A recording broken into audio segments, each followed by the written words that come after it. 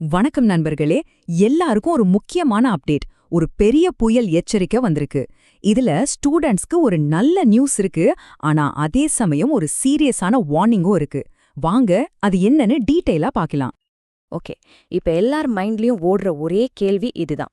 புயல் வார்னிங் கொடுத்தாச்சு, அப்போ ஸ்கூலுக்கு லீவ் உண்டா இல்லையா? இத பத்தி தான் நாம இப்போ விலாவாரியா பார்க்க போறோம். பாருங்க, இந்த வெதர் அப்டேட்ல ரெண்டு விஷயம் இருக்கு. முதல்ல குட் நியூஸ், ஸ்டூடெண்ட்ஸுக்கு லீவு கிடைக்க சான்ஸ் ரொம்ப ரொம்ப அதிகம். ஆனா பேட் நியூஸ் என்னன்னா, அந்த லீவுக்கான காரணம் ரொம்ப சீரியஸான ஒண்ணு. அதை நாம கண்டிப்பா கவனிக்கணும். சரி, இந்த நிலைமைக்கு என்னதான் காரணம்? அதுதான் புதிதா உருவாகிட்டு இருக்கிற மோந்தா புயல். வாங்க இந்த புயலை பத்தி கொஞ்சம் டீட்டெயிலா தெரிஞ்சுக்கலாம். இந்த மோந்தா புயல் பாத்தீங்கன்னா அக்டோபர் 26ஆம் தேதி உருவாகுது. அதுக்கப்புறம் 27, 28ஆம் தேதிகள்ல இது இன்னும் ஸ்ட்ராங் ஆகும்னு கணிச்சிருக்காங்க.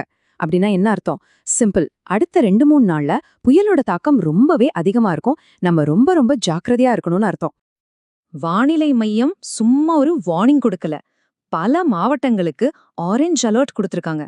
சரி, இந்த ஆரஞ்ச் அலர்ட்னா என்னது? முதல்ல அதை நாம புரிஞ்சுக்கணும் இல்லையா? ரொம்ப சிம்பிளா சொல்லணும்னா, ஆரஞ்ச் அலர்ட்ங்கிறது ஒரு சீரியஸான வார்னிங். அதாவது ரொம்ப மோசமான வானிலைக்கு நாம எல்லாரும் தயாரா இருக்கணும்னு அர்த்தம். இது நம்மளோட டிராவல், கரண்ட் சப்ளை, அன்றாட வாழ்க்கையே பாதிக்க வாய்ப்பு இருக்கு. ஓகே, இப்ப எந்தெந்த மாவட்டங்களுக்கு இந்த அலர்ட் கொடுத்திருக்காங்கன்னு பார்க்கலாம். குறிப்பா சென்னை, திருவள்ளூர், ராணிப்பேட்டை, காஞ்சிபுரம் இந்த மாவட்டங்களுக்கு ஆரஞ்ச் அலர்ட். அது மட்டும் இல்லாம செங்கல்பட்டு, விழுப்புரத்துல கனமழை எச்சரிக்கை கொடுத்திருக்காங்க. மொத்தமா பார்த்தா 11க்கும் அதிகமான மாவட்டங்கள்ல கனமழை பெய்ய வாய்ப்பிருக்கு. சரி, இப்போ மறுபடியும் நம்ம மெயின் டாபிக்கே வருவோம். அப்போ லீவு கிடைக்கிறது கன்ஃபார்மா? ஏன் இவ்ளோ உறுதியா ஒரு கணிப்பு இருக்கு? அதுக்கு பின்னாடி இருக்கிற லாஜிக்கை இப்ப பார்க்கலாம். ஆமாங்க, கிடைச்சிருக்கிற தகவல் படி லீவுக்கான வாய்ப்பு 100%. ஆனா இது ஒஃபிஷியல் அனௌன்ஸ்மெண்ட் கிடையாது. இது ஒரு கணிப்பு தான். ஆனாலும் இது ரொம்ப ஸ்ட்ராங்கான கணிப்பு. சரி, ஏன் இவ்ளோ உறுதியா சொல்றாங்க? இதுக்கு பின்னாடி ஒரு சிம்பிள் லாஜிக் இருக்கு. இதுக்கு முன்னாடி எப்போலாம் இந்த மாதிரி ஆரஞ்ச் அலர்ட் கொடுத்தாங்களோ அப்போலாம் சம்பந்தப்பட்ட மாவட்டங்கள்ல கண்டிப்பா லீவ் விட்டுருக்காங்க. சோ அதே பேட்டர்ன் படி இந்த முறையும் லீவ் விடுவாங்கன்னு கணிக்கிறாங்க. இது ஒரு நம்பிக்கையான இண்டிகேட்டர் மாதிரி. ஆனா நாம ஒரு விஷயத்துல ரொம்ப தெளிவா இருக்கணும். கணிப்புங்கிறது வேற, ஆஃபிஷியல் அனௌன்ஸ்மெண்ட்டுங்கிறது வேற. அப்போ இந்த லீவு முடிவை நிஜத்துல யாரு எப்படி எடுக்கறாங்க அதை இப்ப பார்க்கலாம். இந்த முடிவு எடுக்கிறதுக்குன்னு ஒரு ப்ரொசீஜர் இருக்கு. ஸ்டெப் 1, வானிலை மையம் எச்சரிக்கை கொடுக்கும். ஸ்டெப் 2, அந்தந்த மாவட்ட கலெக்டர்கள் அவங்க ஏரியாவில நிலைமை எப்படி இருக்குன்னு பார்த்து ஆலோசனை பண்ணுவாங்க.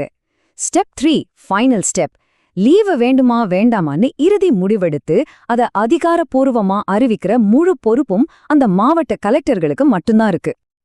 அதனால ரொம்ப முக்கியமான பாயிண்ட் இதுதான். லீவு பத்தின ஃபைனல் டிசிஷன் எடுக்கிறது டிஸ்ட்ரிக்ட் கலெக்டர்ஸ் தான், வானிலை மையம் கிடையாது. சோ நாம அவங்களோட அஃபிஷியல் அனௌன்ஸ்மெண்ட்டுக்காக வெயிட் பண்ணணும். சரி, நாம ஆரம்பத்துல சொன்னோமே ஒரு பேட் நியூஸ் இருக்குன்னு. இப்ப அதுக்கு வருவோம். இந்த லீவுக்கு பின்னாடி இருக்கிற உண்மையான சீரியஸான காரணம் ஒண்ணுதான். அது உங்களுடைய பாதுகாப்பு. அதனால தயவு செஞ்சு இந்த லீவை ஜாலியா என்ஜாய் பண்றதுக்குன்னு நினைக்காதீங்க. ப்ளீஸ் வீட்டுக்குள்ளேயே சேஃபா இருங்க. வெளியில விளையாட போறதையெல்லாம் கண்டிப்பா அவாய்ட் பண்ணிடுங்க. ஒரே ஒரு விஷயத்த மட்டும் மனசுல வச்சுக்கோங்க. இந்த லீவு உங்க பாதுகாப்புக்காக மட்டும்தான் கொடுக்கப்படுது. சோ கடைசியா சொல்ல வர்றது இதுதான். இந்த விடுமுறை கொண்டாடத்துக்கு இல்ல, நம்ம பாதுகாப்புக்கு. எல்லாரும் சேஃபா இருங்க, ஜாக்கிரதையா இருங்க. அடுத்த அப்டேட்ல சந்திப்போம்.